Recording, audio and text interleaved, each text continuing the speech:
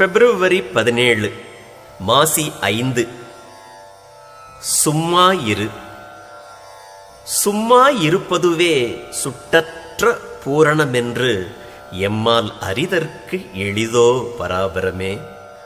உரையூற்றிய பால் அசையாது ஓரிடத்தில் வைக்கப்படும் பொழுது அது நல்ல தயிராகிறது. அசையாத நீர்ப்பரப்பின் மீது பொருள்களின் பிம்பம் உள்ளபடி தென்படுகிறது.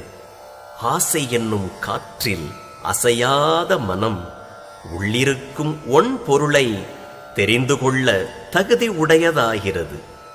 சும்மா இருக்கும் அளவு அது சுகஸ்வரூபமாகிறது. சும்மா இருக்க சுகம் சுகம் என்று சுருதியெல்லாம் அம்மா நிரந்தரஞ் சொல்லவும் கேட்டும் அறிவின்றியே பெம்மான் மௌனி மொழியையும் தப்பியன் பேதமையால் வெம்மாய காட்டில் அலைந்தேன். அந்தோ என் விதிவசமே.